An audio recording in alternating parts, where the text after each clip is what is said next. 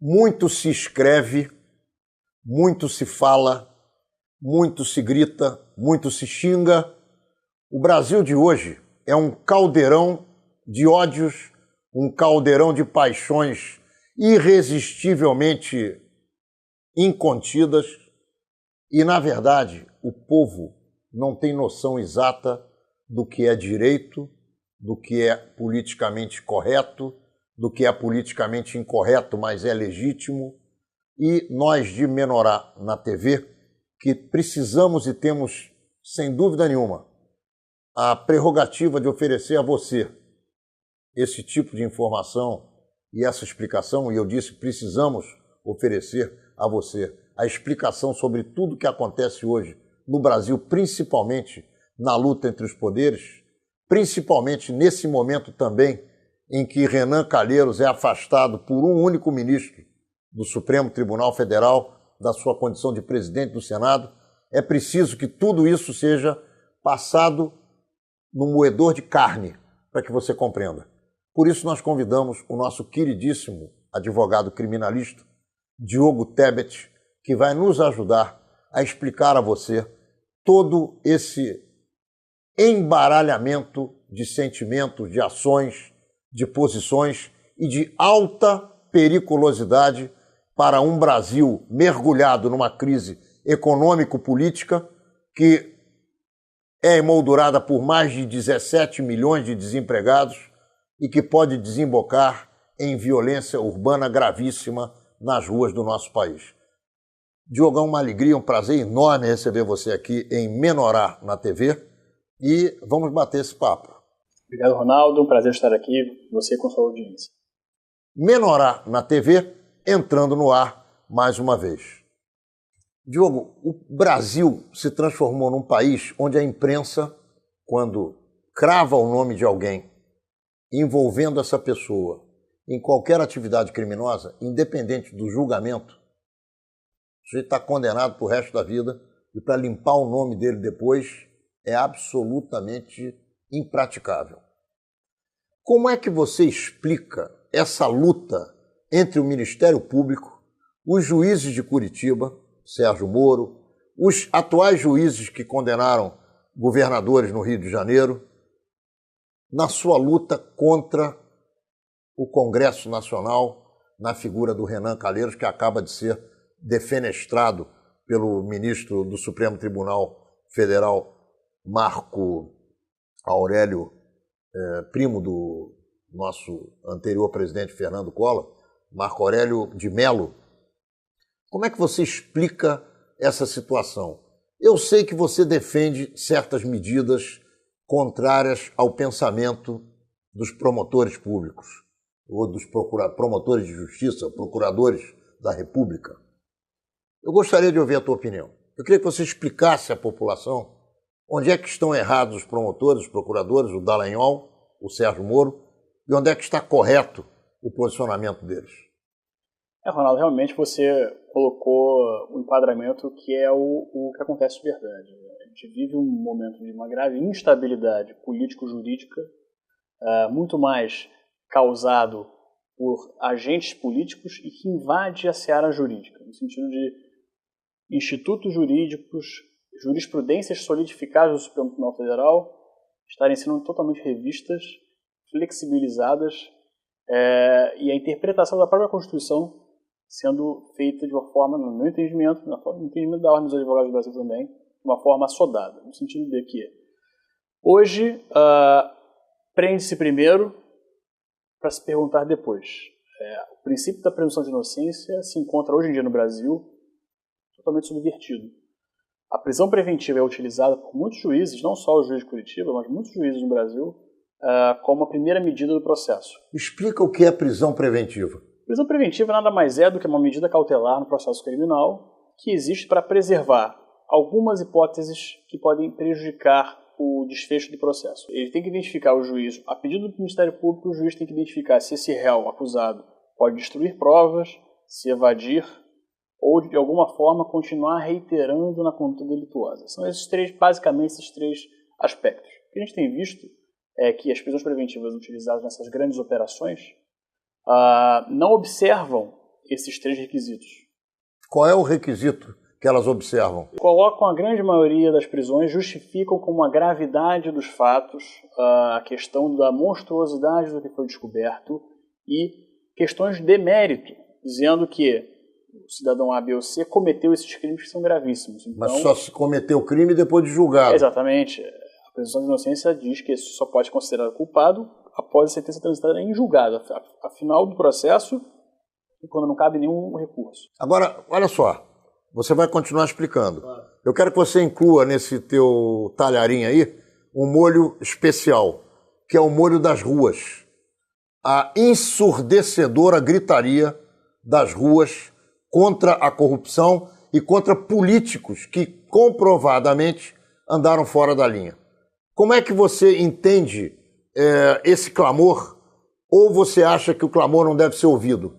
Eu acho que o clamor é absolutamente legítimo, né? Legítimo. A população há de se mobilizar por suas reivindicações. Isso é da democracia, isso é saudável para que a população se engaje em questões políticas. Dito isso, é de todo salutar que o judiciário, os juízes que julgam causas criminais, não se curvem às ruas, porque existe no nosso sistema penal, sistema legal, foi chamado Constituição Federal de 1988. Esse documento foi firmado justamente para salvaguardar quem é acusado de todas as suas garantias fundamentais. Dizendo de outra forma, esse documento garante que, independentemente de quem estiver no poder, dos movimentos que existam, da maioria ou da massa que exista, direitos mínimos processuais têm que ser respeitados. Então, o judiciário não tem que sofrer uma tipo de pressão em nome da voz das ruas ou pressão popular. O judiciário julga de acordo com as leis, com os fatos e com a Constituição. Qual é a sua avaliação sobre a prisão da mulher do Sérgio Cabral no momento em que nós estamos gravando o nosso programa, que vai ao ar na semana que vem? Eu não tive acesso aos termos da decisão da prisão da ex-primeira-dama. Agora, eu consigo enxergar nessas operações grandes, que ela foi, pelo que noticiado, presa numa operação grande, que é usada a prisão preventiva, e fatos que são anteriores, né, pelo que se veicula, ela teria se favorecido da questão do marido, ex-governador, que teria influência em determinados contratos, e ela estaria de alguma forma utilizando o escritório de advocacia ou algo do gênero. Me parece que a prisão preventiva, no caso, e em qualquer caso criminal, tem que ser demonstrada a imediatidade da conduta, a persistência da conduta criminosa. Que já não existe mais hoje. Que já não existe mais hoje, pelo que se sabe. Ele não é mais governador. Não é mais governador há muitos anos, ou 2, 3 anos. Então, é de se ter muita cautela com qualquer prisão preventiva baseada nesse cenário. Qual é o tempo da prisão preventiva? Não há tempo? Não. Fica lá 1 ano, 2, 5, o tempo que quiserem. Essa tua pergunta é perfeita pelo seguinte: infelizmente, no Brasil não existe um balizamento temporal da prisão preventiva. Já se tentou fazer reformas legislativas para que se dê um prazo para a prisão preventiva. Mas hoje no Brasil não existe esse prazo é indefinido até o processo chegar a um termo, então você pode demorar 1, 2, 3 anos. Por isso está preso o Odebrecht, Marcelo, preventivamente há 2 anos. Isso, está preso a título de 1 ano e cacetada, né? Prisão preventiva e sem nenhuma definição de mérito transitada em julgado. Então, vamos ver se eu entendi. Na sua avaliação, existem abusos sendo cometidos pela área do judiciário, acompanhados pelo Ministério Público Federal? Eu acho que é uma inobservância da própria Constituição e da própria jurisprudência do Supremo solidificada há anos. Há de se argumentar, quando essas críticas chegam, não, mas o Supremo e os tribunais mantêm as decisões dos juízes de primeira instância, o juiz de Curitiba, o juiz do Rio de Janeiro. Sim, mas se você olhar para trás, há pouco tempo atrás, há menos de 2 anos, a jurisprudência do Supremo era solidificada num sentido. Agora está sendo solidificado em outro. Muito por esse clamor das ruas, a questão da pressão popular, que não é bom, não é saudável para o judiciário se curvar a clamor popular. Isso é a função do legislativo, do executivo, de todos os representantes eleitos. Isso, sem dúvida nenhuma, eles têm que ouvir as vozes das ruas. Mas o judiciário não é de bom tom que se curve esse tom ou esse clima de guerra. O judiciário existe para salvaguardar os acusados e, se tiver que responsabilizar criminalmente quem quer que seja, o faça, mas de acordo com o que é no processo. Diogo, nós temos perto de 1 milhão de advogados e 230 milhões de habitantes. Você acredita que os advogados que exigem o cumprimento da lei e a interpretação da lei a favor dos acusados para que eles possam se defender, bata de frente com a vontade da população? Você acha que alguém no Brasil hoje que tem algum tipo de consciência quer o Renan Calheiros na presidência do Senado? Quer o Renan Calheiros na linha de sucessão presidencial? Quer o Renan Calheiros como senador? A lei pode dizer algo de numa certa direção. O que o povo quer não é o que a lei está dizendo. E aí eu pergunto, como ficam os juízes, os desembargadores e os ministros?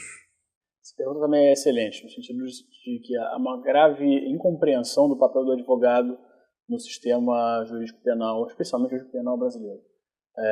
O advogado é uma função essencial à justiça, é erigido a um dos principais atores processuais do mandamento constitucional. O advogado existe para tutelar e salvaguardar o direito do cidadão, direitos garantidos fundamentais do cidadão. O que existe é uma contraposição à sociedade, que é o Ministério Público que representa, e há uma confusão de que o advogado que defende determinada pessoa é a determinada pessoa, no sentido de criminalizar o advogado porque defende alguém acusado de um crime.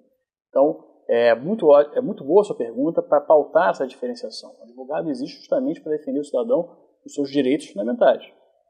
Fazer ouvir a voz do cidadão. E ser acusado de um crime não necessariamente significa que o crime tenha sido cometido por essa pessoa. Claro que não. Para isso existe o processo. Direito de defesa contraditória, ampla defesa e paridade de armas. A OAB, os advogados, por exemplo, desempenharam um papel fundamental no combate à ditadura. As pessoas esquecem isso. Quando foram presos políticos estudantes. A sede da OAB foi bombardeada e a dona Lida, que na época você não era nascido, mas eu já era advogado, sim. Ela como secretária da OAB, ela morreu. Exatamente. Ela virou pó. Uma carta-bomba endereçada ao presidente Seabra Fagundes. É isso aí. Foi interceptada, infelizmente, a dona Lida abriu e foi a vítima fatal desse atentado à liberdade, à democracia. As pessoas esquecem que a OAB, sempre que chamada, sempre defendeu o Estado Democrático de Direito.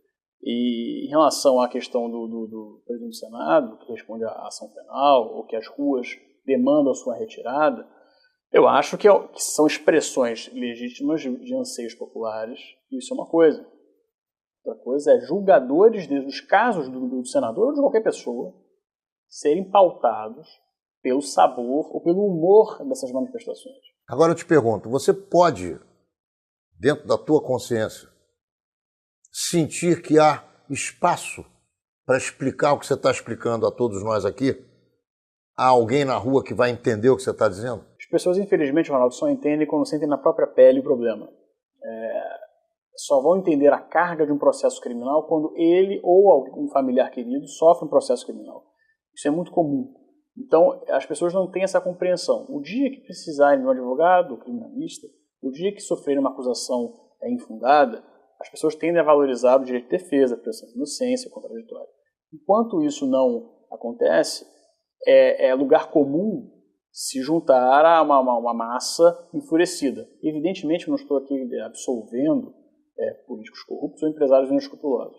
O problema é que as garantias constitucionais desses políticos corruptos e dos empresários inescrupulosos não são deles, de toda a sociedade, inclusive da massa que quer a destruição dessas pessoas. Então, não é só uma mera insatisfação. Há de se ter também em mente que o direito que essas pessoas têm de defesa não é deles, é de toda a sociedade. Diogo, eu gostaria muito que você nos explicasse o que é que existe objetivamente em termos da Operação Lava Jato. É bom que o ser televisivo, esse sujeito que fica na televisão querendo obter informações, ele compreenda, e muito pouca gente tem paciência e tempo de televisão, e aqui nesse programa nós oferecemos esse tempo, para que a pessoa explique, quem sabe, explique o que é que se passa com a Operação Lava Jato. Eu, efetivamente, gostaria que você, dentro de um espaço de tempo curto, nesse bloco, comece a explicar para que você possa entrar no segundo bloco dando uma panorâmica maior, mais larga dessa operação, a respeito do teu sentimento sobre o juiz Sérgio Moro, como ele tem se comportado, a respeito do Deltan Dallagnol, como também ele se comporta, e que são hoje pessoas aplaudidas por mim e pela grande esmagadora maioria do povo brasileiro, e que os advogados, que são militantes principalmente na área do direito penal, criticam. Por favor. A Operação Lava Jato, inegavelmente, apresentou resultados impressionantes, tanto no sentido de desvendar um esquema criminoso de bilhões de muitos dólares. Muitos esquemas e derivados. Outro dia havia uma prestação de contas dos números recuperados, do dinheiro recuperado, das prisões efetuadas. Inegavelmente, a operação que tem seu valor no sentido de demonstrar o sistema político nosso estava realmente muito doente. Agora, determinadas questões, a sociedade, a comunidade jurídica, não sou só eu que falo, critica algumas questões, alguns institutos jurídicos usados de forma diferente. Eu vou te interromper. Nós vamos encerrar o primeiro bloco de Menorá na TV com você, Diogo Tebet, a respeito de toda essa parafernália que envolve o direito, as interpretações dos ministros, as prisões, as operações policiais federais, o Ministério Público Federal.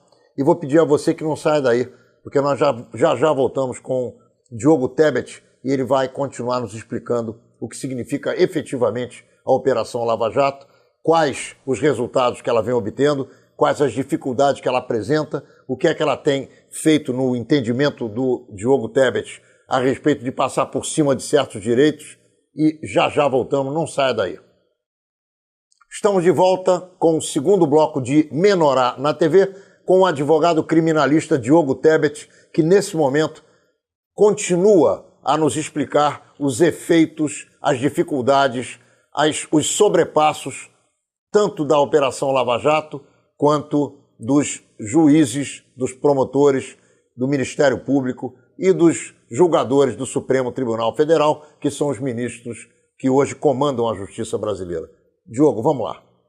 Aldo, a Operação Lava Jato, como as grandes operações da Polícia Federal, tem suscitado algumas questões em relação à utilização de alguns institutos jurídicos. Nós já falamos da prisão preventiva mais cedo, que está sendo um pouco desvirtuada do seu objeto. A condução coercitiva usada. É bom se dizer que a condução coercitiva é um instrumento utilizado para uma testemunha que, uma vez intimada, não comparece e não presta justificativa pela sua falta. O que a gente vê é a condução coercitiva como uma medida que subtrai a pessoa de sua residência sem nenhuma intimação prévia, sem nenhuma data designada anteriormente, para levar para prestar depoimento, como se fosse um substituto na prisão cautelar. Há quem diga que esse tipo de procedimento significa uma espécie de extorsão da tranquilidade do acusado ou da testemunha. Você comunga com esse tipo de pensamento ou você, ao contrário, acha que não, foi coercitivamente carregado, depois voltou para casa e está tudo bem? Se você comparar a gravidade de uma prisão preventiva e de uma condução, é claro que as pessoas vão escolher a condução. Só que essa colocação, essa comparação que os juízes que aplicam fazem, e a maioria dos juízes que determinam a condução fazem esse comparativo, uma medida menos drástica, mas uma medida aplicada de uma forma ilegal. O Código de Processo Penal é muito claro ao determinar as condições para a condução coercitiva. O que se vê nessas operações é que essas condições, esses requisitos não são observados. Evidentemente, se retirar um cidadão do seu convívio familiar, de manhã, com pessoas vestidas de preto e fortemente armadas, levadas... E se estivessem vestidos de vermelho e preto? Aí seria um pouco mais agradável. Mais agradável. Tá. E levadas para uma polícia federal, evidentemente que a pessoa, se estiver desassistido do seu advogado, fica numa situação muito complicada, constrangida a colaborar com a justiça e prestar esclarecimentos, inclusive desconhecendo direitos constitucionais, direito ao silêncio, direito à não autoincriminação, diversos direitos constitucionais. Então, essas medidas, dando um exemplo da condução coercitiva, posso dar outros, há se criticando muito a questão das delações premiadas, a forma de se conseguir essas delações. Tem se falado muito no meio jurídico que prisões cautelares são usadas para extrair delações premiadas. E aí os procuradores da Força Tarefa dizem que não, a grande maioria das delações premiadas são feitas com os réus soltos. Aí eles trazem uma estatística que 70% dos réus que fizeram a delação estavam soltos. Só que eles não informam que era o próximo da lista a ser preso, né? O Pedro Barusco é um caso clássico. Ele foi citado em diversas delações, iria ser preso necessariamente e se antecipou e prestou a delação. Então, esse argumento de que réus soltos fizeram a delação não procede no sentido de que foram voluntários. Me diga o que você pensa que vai acontecer com a lista da Odebrecht de 200 parlamentares, ex-parlamentares ou candidatos a cargos eletivos envolvidos nessas últimas delações de 77 funcionários ou ex-funcionários, alguns, da Odebrecht. O cunhado da delação do fim do mundo, né, pela grande imprensa, o que eu acredito é o seguinte. Mas o mundo vai acabar mesmo? Eu acho que não, o mundo não acaba. O que acontece no final, no frigir dos ovos com essa turma toda aí? Vai acontecer, no meu entendimento, o juiz responsável por essas delações em primeiro grau vai desmembrar para cada estado da federação apurar cada político que recebeu determinada quantia. A se identificar o que foi, que eles dizem, caixa 2 de campanhas partidárias e que foi indício de corrupção. Você pode explicar isso? O que significa? Todo mundo fala caixa 2 para cá, caixa 2 para lá. Um sujeito que recebe de alguém uma determinada quantia e faz essa declaração à Justiça Eleitoral de quem deu o dinheiro, de quanto foi, quando aconteceu, está incorrendo em algum crime? Ele é obrigado a saber a origem do dinheiro de quem lhe doou? Não é obrigado a saber a origem, mas há uma teoria usada muito por essas grandes operações que é a questão da cegueira deliberada. Ele não é obrigado a saber, mas deveria saber pela posição que se coloca. Mas isso se sustenta em juízo? Tem sustentado, infelizmente, eu divirjo dessa interpretação. O candidato que recebe uma determinada doação não é obrigado a saber. Até porque ele precisa do dinheiro. Exatamente. Ele está em busca de recursos para a campanha. Se for uma empresa conhecida, estabelecida há muitos anos e faz uma doação e ela declara da Justiça Eleitoral, eu não vejo, a princípio, uma questão criminal. O que se coloca nessas operações é que essas doações eram vinculadas a operações de corrupção. Aí é uma outra coisa. E é possível que sim. Sim, é possível. Também. Eu acho que sim. Há que separar o joio do trigo. Separar quem efetivamente recebeu essas doações e praticou atos de corrupção ou foi corrompido. E outros políticos só apenas receberam uma contribuição e nem nada participaram de vista. Há de ser feita essa distinção. São dois caminhos. No primeiro grau, para pessoas que não têm mais prerrogativa de foro, e no Supremo Tribunal Federal, os parlamentares que possuem prerrogativa de foro. Muito bem, a coisa não é mole, não. A pergunta que eu fiz a você me falou da lista do fim do mundo, e eu te disse, o mundo vai acabar, você disse não mesmo? Não vai acabar. Eu acho que grandes operações chegaram, Ronaldo, e abalaram muitas estruturas. O caso do Mensalão foi um caso também emblemático, o caso do Banestado foi um caso emblemático, conduzido até pelo juiz de Curitiba.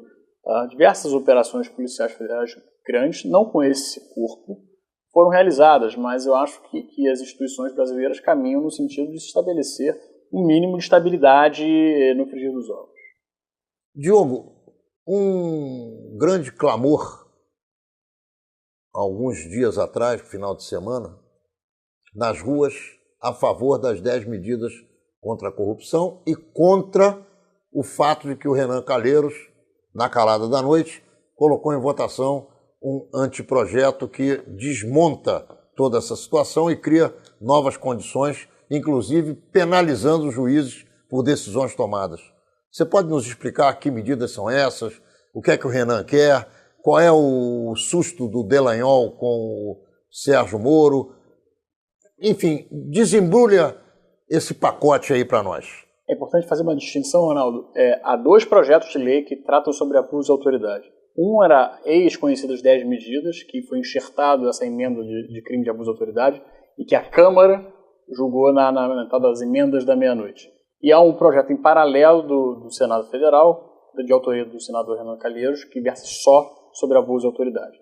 Em relação às 10 medidas, eu tenho uma opinião, e não é só minha. Só para esclarecer, o da Câmara é um e o do Renan é outro. O Senado é outro. São duas coisas diferentes. São dois assuntos diferentes. Que se somam. Eles, sim, no final das contas, eles se organizam em conjunto? Eles dialogam porque no projeto que veio da Câmara há uma emenda sobre abuso de autoridade que é muito ruim. O texto é muito ruim. O projeto que está no Senado é melhor escrito, tem termos mais definidos e é mais claro. E é só abuso de autoridade.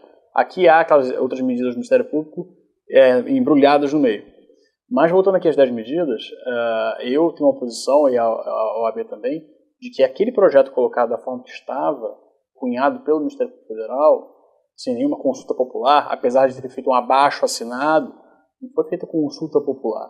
Foi feito um abaixo-assinado e as pessoas, você é contra a corrupção? Sou, então assine aqui. Mas eu duvido que saibam que medidas estava se assinando. Eram mais de 250 artigos que mudam não só o crime de corrupção, mas qualquer crime do Código de Processo Penal. Mas você pode defender alguém de ter assinado algum documento usando a argumentação de que ele não sabe o que está assinando? Não, eu acho cidadãos nacionais, brasileiros, adultos, alfabetizados, que sabem assinar o nome. O que precisa ver é que se são 2 milhões mesmo, se as pessoas existem ou não existem. O ministro Gilmar Mendes falou que porque fácil. Eu sei, mas se a gente começar a imaginar que o sujeito assina qualquer porcaria, aí nós não vamos a lugar nenhum. É o mesmo caso do outro que vai... esse assunto que nós acabamos de dizer, que o sujeito tem a presunção de saber de onde vem o dinheiro de quem está doando dinheiro a ele. Eu acho mais. Eu acho que o sujeito que doou o dinheiro está solto, o problema é da polícia, não é de quem recebeu a doação. Claro. Então, como é que vamos equacionar isso? Em relação às assinaturas... Não podemos ter 2 pesos e 2 medidas. Claro. Em relação à assinatura desses 2,5 milhões de pessoas, eu tenho muita segurança, Ronaldo, que pouco mais, se tanto, 5, 10% das pessoas sabiam que estavam assinando. Assinaram... E o que elas assinaram, objetivamente? Elas assinaram a supressão do habeas corpus, elas assinaram a permissão... Mas eu queria que você explicasse isso com calma para as pessoas. O projeto original... O que é um habeas corpus, o que é a supressão de habeas corpus, o que o cidadão perde de direito com o fato de não haver mais o Instituto do habeas corpus no Brasil, e eu queria que você explicasse cada uma dessas 10 medidas. A gente vai... não tem problema, nós temos tempo. Não consigo explicar todas as 10 medidas. Vai com calma. Mas assim, as principais que eram alvo de grande crítica de toda a comunidade jurídica, se você ter uma ideia, Ronaldo, foram ouvidas 110 pessoas na audiência pública da Comissão Especial na Câmara.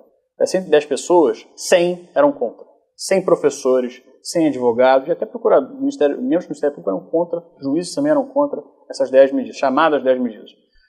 Basicamente, esse projeto previa que o habeas corpus teria diversas restrições. O habeas corpus é um instrumento usado para a liberdade do cidadão e para coartar, para eliminar qualquer ilegalidade que o cidadão sofra ao longo do processo criminal. Não só na sua liberdade de locomoção direta, como na liberdade indireta, ou seja, se ele vier a ser condenado por um processo que é nulo, é um caso de habeas corpus. Deixa eu te fazer uma pergunta intermediária que eu acho que esclarece algumas questões de posicionamento do mundo criminal entre defesa e promotoria. Você, na tua vida de advogado criminalista, você poderia dizer que a maioria dos promotores quer condenar ou quer julgar a verdade? Ronaldo, a gente não pode generalizar. Primeiro, o promotor não julga, né? Quando eu digo julgar, para ele. Eu vou dizer o seguinte: se eu sou promotor e eu chego à conclusão que o cidadão acusado não cometeu aquele crime, eu não faço carga em cima dele. Essa foi uma grande questão. É essa a questão que eu quero... Eu entendi sua questão. No Brasil, a gente tem uma grave distorção que a Constituição Federal e parte da doutrina coloca o Ministério Público como titular da ação penal, acusador e fiscal da lei. Nesse sentido, o fiscal da lei, se vier uma condição que absolve determinada pessoa, ele pode, inclusive, pedir a absolução. O fato é que isso raramente acontece. O Ministério Público foi feito e, com toda a razão, deveria existir um órgão para isso, para acusar crimes. Isso é fato. Essa é a função dele, essa é a função constitucional dele, no processo criminal. Tem outras questões, no processo ambiental, civil, que não são o caso. Mas no processo criminal, ele é o antigo promotor público, que acusa. E até o nome promotor de justiça... Eu sempre chamei de promotor público, é da minha época. Mas virou o nome. Porque se agora é promotor de justiça. Pois é, e quem se contrapõe ao promotor de justiça é o quê? Quem é injustiça. Isso que essa é uma complicação muito E por que nomearam dessa forma? Uma escolha do Constituinte de 88. Não tem algo explicável de uma forma dogmática. Ele é um órgão de acusação.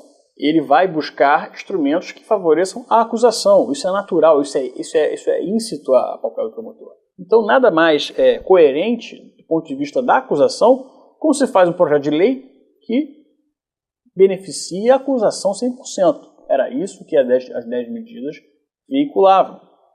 Agora, isso é um projeto de lei. O Ministério Público não legisla. Ele propõe um anteprojeto como qualquer ente da sociedade civil. Agora, o legislativo legisla. Então, esse anteprojeto foi discutido na comissão e foi chegado à conclusão de que diversas dessas medidas não eram constitucionais, não eram adequadas, não eram pertinentes.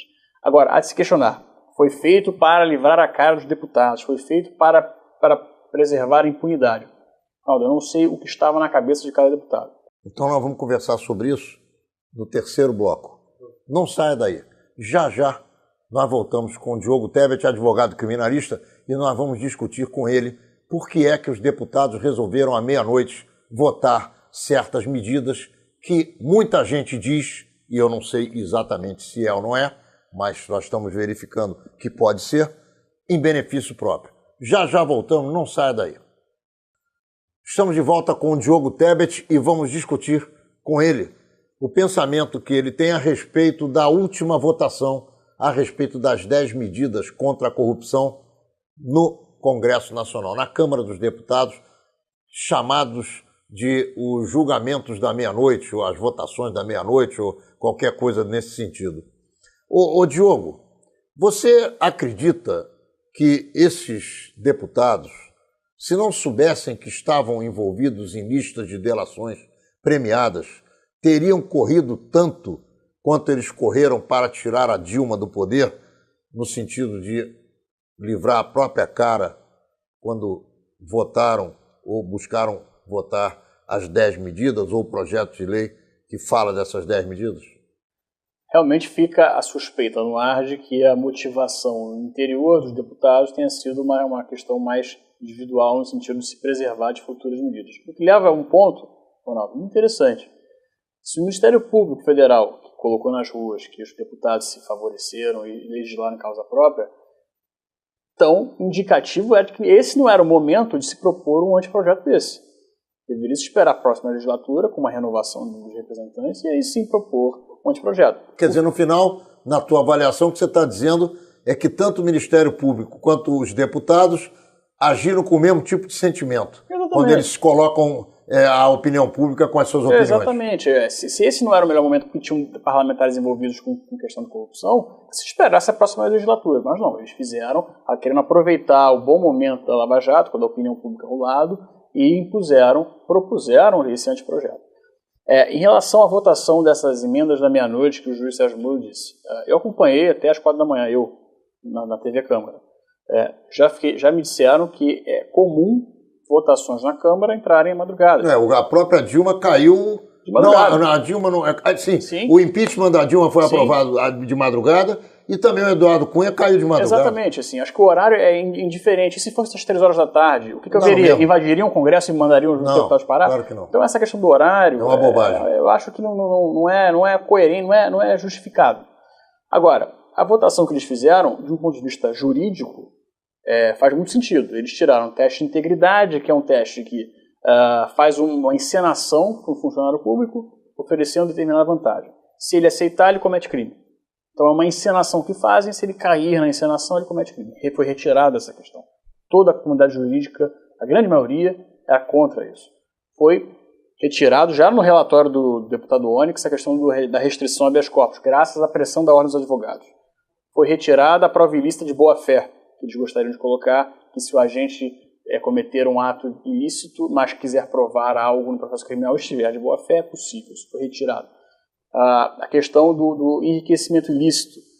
Queriam criminalizar o mero fato do agente público ter um patrimônio incompatível com a renda. Aí se dizer, mas isso é errado. Sim, mas há de se provar o que ele fez de errado. Cometeu crime de corrupção, lavagem, corrupção, lavagem. O mero fato dele ter um patrimônio incompatível, por si só, não pode configurar um crime. Não tem uma conduta. O crime é como ele conseguiu isso, caso tenha sido de forma que se persiga, abjeta. Que se investigue, não está se desonerando. O que se coloca, Ronaldo, e esse crime foi colocado especificamente isso, por uma dificuldade que os promotores têm em provar algumas condições, algumas hipóteses, para facilitar o trabalho do Ministério Público. Só que a lei não existe para facilitar o trabalho de ninguém. A lei existe para punir as pessoas que cometeram crime e proteger os inocentes. Me diga lá, se você tivesse que avaliar a conduta do Deltan Dallagnol, tanto do ponto de vista privado, quer dizer, quando ele está fazendo o trabalho dele, quanto do ponto de vista público, quando ele se coloca em entrevistas e interlocuções com a imprensa. Como é que você vê a conduta desse cidadão? Foi muito questionado aquelas coletivas de imprensa dadas, não só por ele, né, mas por todos os membros da Força Tarefa. Ele é a pessoa que representa, ele é o coordenador da Força Tarefa. Tanto com a denúncia contra o ex-presidente Lula, a questão do PowerPoint, e em relação a essas 10 medidas. Eu acho que é uma confusão entre o direito à publicidade do processo e uma mediatização do processo. Uma coisa é você abrir o processo criminal contra uma pessoa que é pública ou que foi pública ao conhecimento das pessoas. Ou seja, o processo não é sigiloso, qualquer um vai lá consegue consultar. A outra coisa é você expor de uma forma com pompa e circunstância, no hotel. Foi muito criticada essa questão. Foi até levado até ao Conselho Nacional do Ministério Público, eu não sei se tem decisão, com esquemas, com diagramas. Isso é muito questionável. Eu confesso a você que eu entendo que a opinião pública precisa disso. Precisa saber. Das duas partes. Acho que precisa saber. Precisa disso e precisa daquilo. O problema, Ronaldo, é que essas condutas criam um fenômeno chamado publicidade opressiva. Aquela que cria um estímulo às massas. Cria uma onda no sentido que o de juiz se sente pressionado, ou uma força irresistível do vizinho do juiz, da mãe do juiz. Você tem que condenar esse cidadão. Então você vulnera muitas vezes o princípio da defesa, da presunção de inocência, com essa publicidade opressiva. Só para te dar um exemplo, na Dinamarca, eu tive um caso com um dinamarquês, teve processo criminal, não é possível sequer dizer detalhes do acusado de determinado crime. Você pode citar o fato, não pode citar o processo e nem quem é o criminoso até transitar em julgado. Tamanha é a proteção do direito da intimidade da imagem. Aqui a gente vê o contrário. Aqui é uma abertura total e irrestrita de qualquer fato possivelmente criminoso que alguém praticou, independentemente de ser julgado ou não. Diogo, e o juiz Sérgio Moro? Qual é a tua definição para a conduta dele, para os objetivos que ele buscou, para os objetivos que ele alcançou e para o que falta ser alcançado, além também daquilo que você entende, porque você já me contou a respeito, do que teria sido abuso de autoridade? O juiz Sérgio Moro realmente é uma figura destacada. Há 2 anos, com a Operação Lava Jato em voga, ele vem sendo o símbolo dessa operação, né? Tem os próprios números das condenações, o dinheiro recuperado, vem demonstrando que ele está fazendo um trabalho que se distingue da maioria dos juízes. Agora, se critica muito algumas conduções, alguns atos dele, especificamente as conduções coercitivas, que não só dele, mas de muitos juízes. A questão fundamental do levantamento do sigilo da interceptação telefônica do ex-presidente Lula. Porque, Ronaldo, existe na lei de gramo telefônico um artigo que veda completamente a publicização de diálogos captados. A gente vê nos jornais vazados. As pessoas vazam inadvertidamente para a imprensa alguns áudios de conversas telefônicas. Mas um juiz autorizar que esses áudios sejam públicos, isso nunca foi feito. Então, isso foi muito questionado. Agora, quer que eu te diga um negócio? Se não tivesse acontecido... O Lula teria sido ministro... Não, o Lula não é que teria sido ministro, ele poderia até ser ministro, não é essa a questão. Ele estaria com aquela mesma aura do momento imediatamente posterior à descoberta da Operação Mensalão. Eu não sabia de nada, eu não vi nada, eu não sou nada, coitadinho de mim e belezinha pura. Agora, eu também gostaria que você explicasse por que é que o Lula não foi preso até o momento, se outros, na mesma linha de conduta, foram presos. Se coloca muito o que falta para o ex-presidente ser preso. Eu não conheço... É uma eleição? Foi eleito não prendê-lo por algum motivo? Eu acredito que não. Eu não conheço os meandros dos processos judiciais do ex-presidente, mas eu vejo o que é veiculado pela mídia. Eu não sei por que ele não foi cautelarmente preso, tendo em vista que as prisões cautelares têm sido utilizadas de uma forma diferentemente do que foram concebidas na legislação processual penal. Eu poderia te explicar por que ele não foi preso se eu olhasse como é que a prisão preventiva foi concebida. Ele não vai ser preso porque não existe nenhuma hipótese de prisão preventiva de coação de testemunha, destruição de objetos, documentos ou fuga. Mas a prisão preventiva tem sido usada com outros fundamentos, para preservar a ordem pública, para preservar a credibilidade da justiça e outras questões. Então, baseado nesses parâmetros, ele poderia muito bem ser alvo dessas prisões. Eu não sei por que ele não foi, deve ter algum motivo que nós desconhecemos para isso. Como é que isso tudo vai acabar na sua avaliação? Eu acho que vai acabar, Ronaldo, sob o ponto de vista social, da questão das instituições, como a gente tinha conversado antes, vai ser bom porque faz repensar o sistema político eleitoral brasileiro. Você acredita, dentro dessa sua colocação, que vai haver renovação no Congresso Nacional em função de tudo que se diz, que se descobre, que se coloca público? Eu acho que não é uma relação de causa e efeito. Eu te dou um exemplo. Na Itália teve a Operação Mãos Limpas.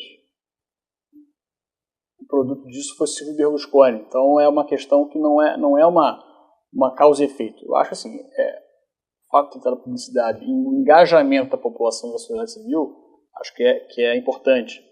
Agora, eu acho que para a questão da democracia e para o Estado de Direito, eu acho muito complicado. Olha só, na Itália, você citou a Itália, um país que eu conheço fisicamente bem. Acabei de voltar na minha passagem de Israel para o Brasil, há algumas semanas atrás, pela Itália, conversando com o motorista de táxi, que eu gosto muito de fazer, ou com a moça que vende sorvete, ou com quem vende um pedaço de pizza, você chega à conclusão que 48% dos italianos estão desempregados. Nós estamos chegando quase a 20% no Brasil. O que você acha disso? Eu acho que... É guerra civil à vista? Eu acho que não. Acho que o nosso histórico da população brasileira não chega à guerra civil. Agora, é um grande comparativo que você trouxe, que foi um país que enfrentou uma revolução também com uma operação policial muito evidente. É um país que não melhorou da forma que deveria ter melhorado, que se imaginava naquele momento. Então, é de se aprender com isso. E não... Minha grande questão, Ronaldo, é a santificação de algumas práticas. Achar que o Brasil ou as pessoas melhorarão através do direito penal, da criminalização, da punição. Eu acho que as pessoas que cometeram crimes têm que ser punidas de acordo com a lei. Agora, que isso será o elemento que mudará a cultura nacional, eu discordo. Diogo Tebet, muito obrigado pela sua participação em Menorá na TV. Foi absolutamente esclarecedor o nosso diálogo. E eu ofereço a você as nossas câmeras e microfones para que você faça suas considerações finais e se despeça dos nossos telespectadores. Obrigado, Ronaldo, pelo convite. É um prazer estar aqui. Espero voltar a outras oportunidades. E deixar um abraço para todos os espectadores do Menorá na TV. E sempre que a questão sobre direito penal, Estado Democrático de Direito, estaria à disposição de todos vocês. Menorá na TV entrando no ar mais uma vez na quinta-feira que vem, às 10 horas da noite, pelo canal 25 da NET. E também em todas as datas que você já conhece das nossas repetições e também os horários. Nos vemos lá.